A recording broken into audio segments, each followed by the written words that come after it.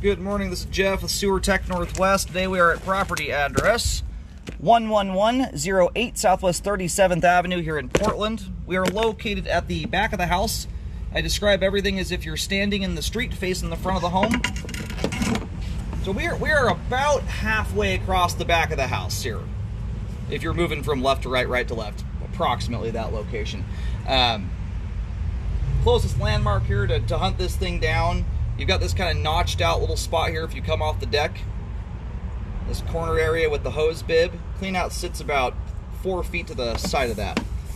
3-inch ABS cleanout. We're going to check the overall condition and serviceability of the sanitary sewer line. Water is a-running, and we're going to zero the foot counter out at the base of the cleanout.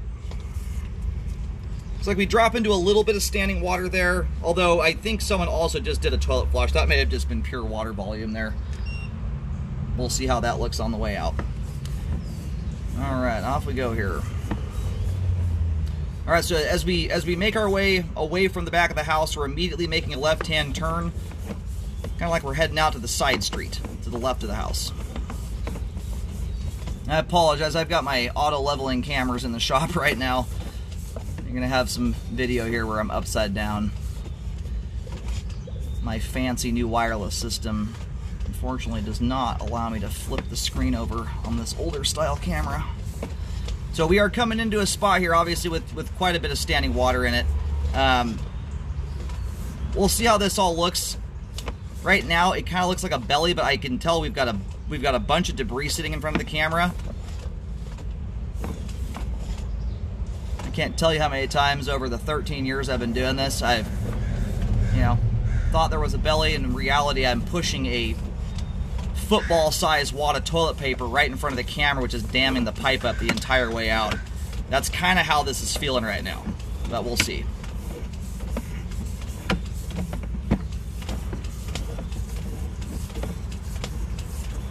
We'll give it a couple good toilet flushes at the end just to make sure we can help bust any debris up.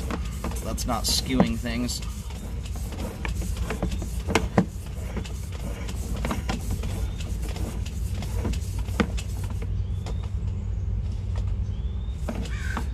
Outside that debris we're pushing, we got a little bit of grease built up in the flow line, but this is actually quite good looking relative to most homes. That's a very thin layer. This is a household that looks like by and large is trying not to put it down the line. Grease and oil.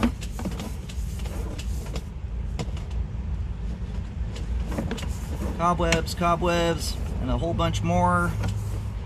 Transitioning here into 3034 PVC pipe that looks like 4-inch diameter, 3034.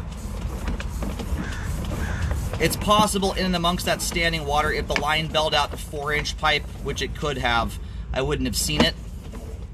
In which case, that PVC we just went into would be 6-inch. We'll have to see on the way out if we catch any transitions we couldn't see.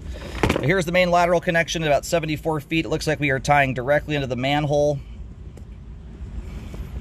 We're going to go locate, verify where the line terminates at here.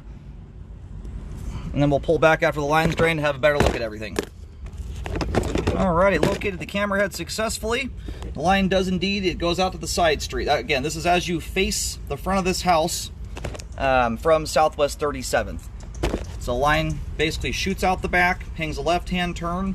Once it turns away from the house to head out to the road, I mean, it does a pretty darn straight shot. If you go walk out there, if you kind of watch where the back of this house is, and get just beyond it on that road, right in the middle of the street, very close to in line with the back of the house, you'll see a manhole right in the middle of the road. It's got about 20 vent holes in the top of it, and the line ties right into that. You've still got a little bit of water trickling off here. If there is a bunch of debris sitting in the line somewhere though, like a bunch of balls of toilet paper went down the line, we might have water slowly breaking free for a minute here.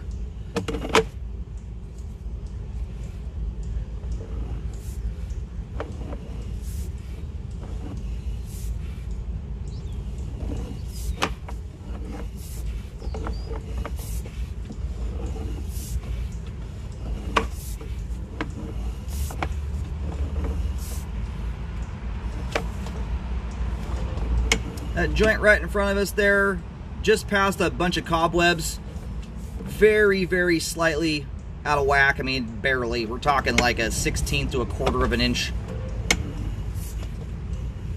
Joint's closed off and sealed. The lip on that thing is so, I mean, that's something so minor. At this point in my career, I hate even legitimizing those things on a report and putting offset, because that's not really an offset joint at all. From a hyper technical standpoint it is, but that's not the kind of thing we're looking for there. All the 3034 PVC pipe drains off beautifully. All the joints are sealed up. Slight visual imperfections, that's about it. So right here, this has the appearance that we are belling out to 4-inch. So that PVC out there actually looks like it's 6-inch. That's what I was looking for right there. Or what I was talking about earlier. I think we went past this when we had a bunch of debris and water in front of us.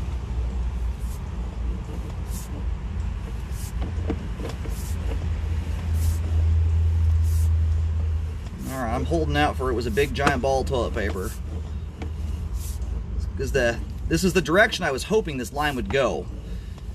You take advantage of the slope of a property, the natural slope and grade of it, it makes it infinitely less likely to end up with a belly in the line.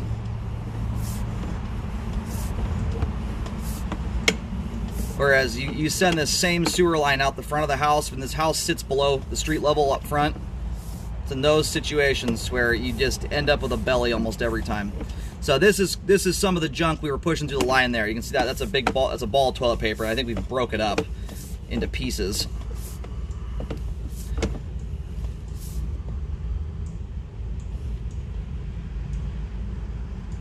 Now someone flushed a bobby pin, or it's a clothespin down the line. And right now my camera is upside down, if you haven't figured that out already. You're not losing your mind. Alright, so the belly dissipates off here at about 23 feet.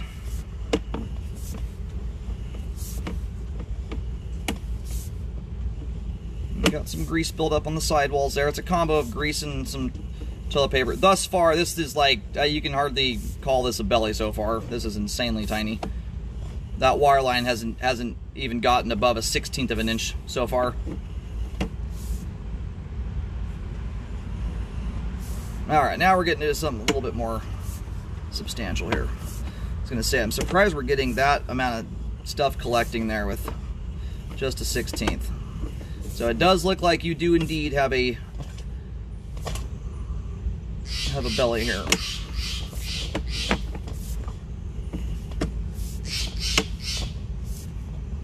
There's a lot of buildup.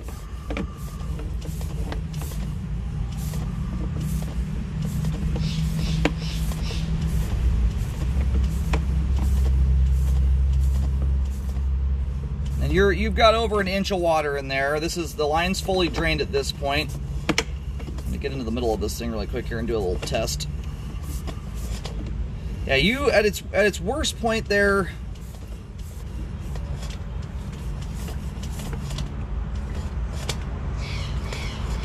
I don't think you have quite 2 inches of water. You've got somewhere between 1 and 2 inches. I think someone just turned some.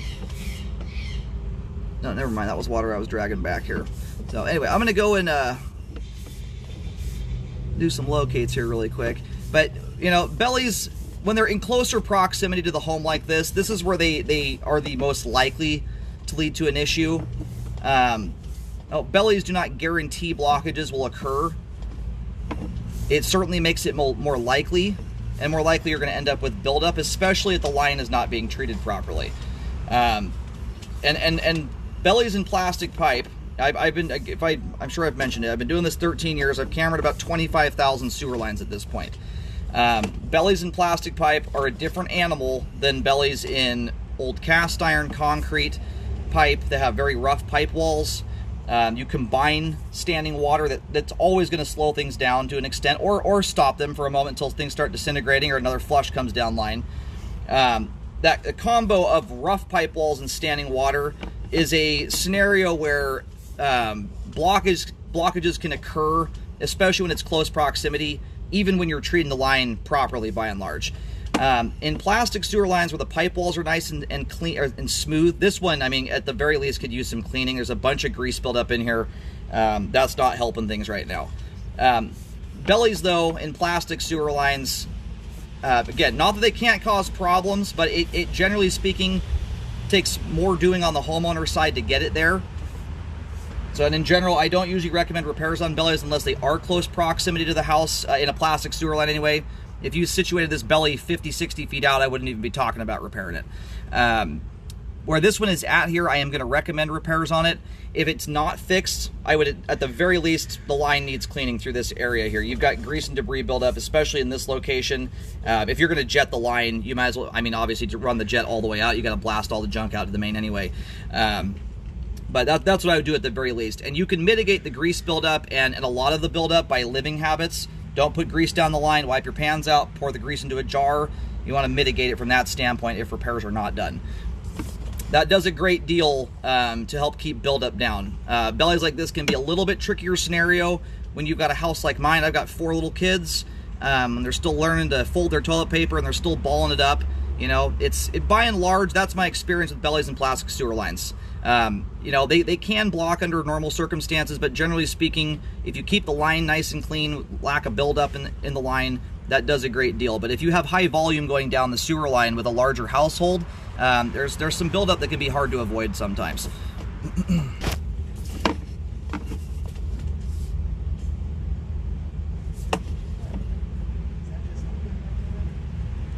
I'm going to overshoot this just a little bit here to make sure they chase the grade all the way back out. All right, so I pushed out to I'm about 24 feet here, and realistically, a lot of times when you have, let's say, a 23-foot belly, you usually have to overshoot it by a couple feet on either side in order to get the grade. So we're about 3 foot 6, 3 foot 7 inches deep there. And unfortunately, you know, this last portion of the belly here is very minor.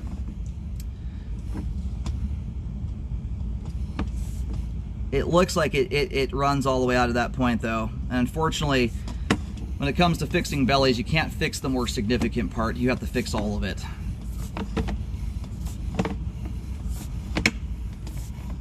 Otherwise, what you end up doing is you'll turn that 1/16 of an inch of water spot into an inch or more. And you start hiking one end up and not correcting the other.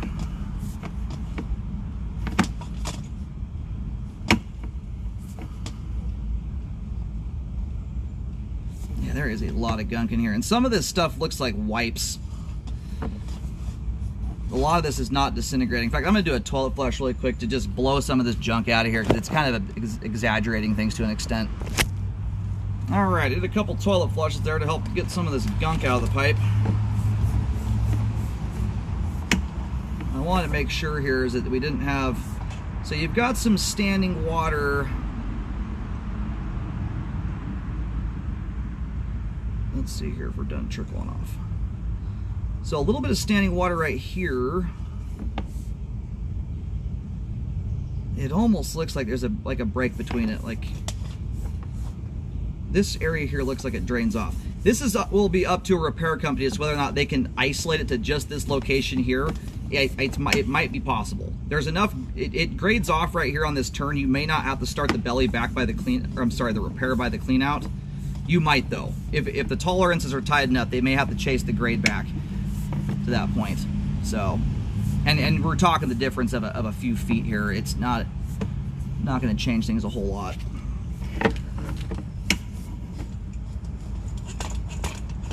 Man, there is just more stinking toilet paper coming out of this thing.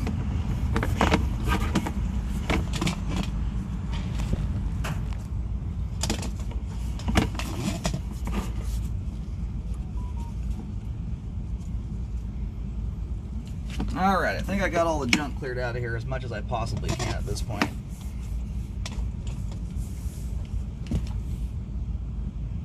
So it looks like you do have a little bit of standing water just immediately as you drop in here. You kind of get a break from it for just a moment, although it does look like that water is starting to stand on the turn right here.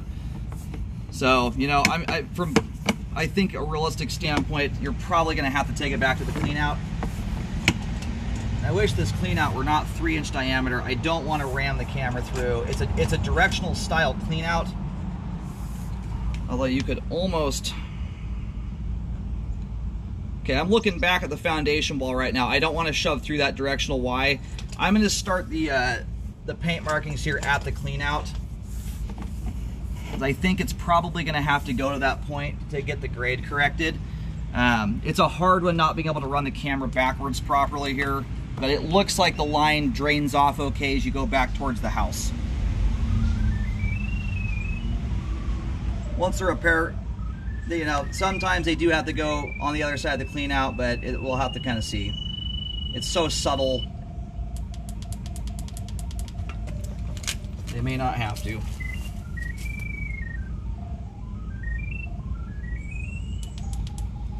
All right, so you're about 2 foot. Getting about 2 foot 3 inches here, just out from the clean out.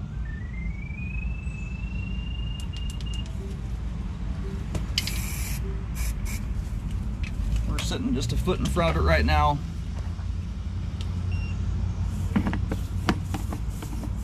I'm using green paint. All right, so I moved the camera around a little bit here while the video was paused there. So about 2 foot 3 inches deep at the clean out. Here at about close to 14 feet there, I'm at 3 foot 3 inches. I got another locate right around just past the turns at about 2 foot 7, 2 foot 8 inches. So because of the proximity of the belly to the house, it's immediately right outside the home. Combined with the buildup we've got here, all those things added up, this is one I do recommend a repair on. I recommend rescoping afterwards to check the work. For any repair guys watching this, this is your setup here. It's just dirt and a couple bricks and pavers leading off that direction towards the street. Anyway, after any repairs are completed, make sure you rescope to check the work. It's very important to do that, and you want to do the rescope after the trench is closed. If you do it beforehand, you're looking at everything in theory at that point. This line, for instance, probably would have looked perfect had you scoped it before the trench was closed. It's not until you put weight on the line that you get to catch the bell. And I have caught an incredible amount of repaired sewer lines that belly out over the years. It's something that happens, unfortunately. If no repairs are done, I recommend hydrojetting the line to get all the buildup out of it. I would rescope it 1 year to check, just get a baseline for how the line's handling your living habits, and treat it nicely. Treat it like a septic system is what I tell people. Folded toilet paper only. Keep the grease wipes, flushable wipes, all that stuff out of the line. Does a great deal to help mitigate blockages. Rest of the line here is in good shape and has good flow. Overall, the line is a functioning sewer line. It is draining slower than it should. It's that slower drain that can lead to buildup and blockages. After repairs are done, you'll have proper flow.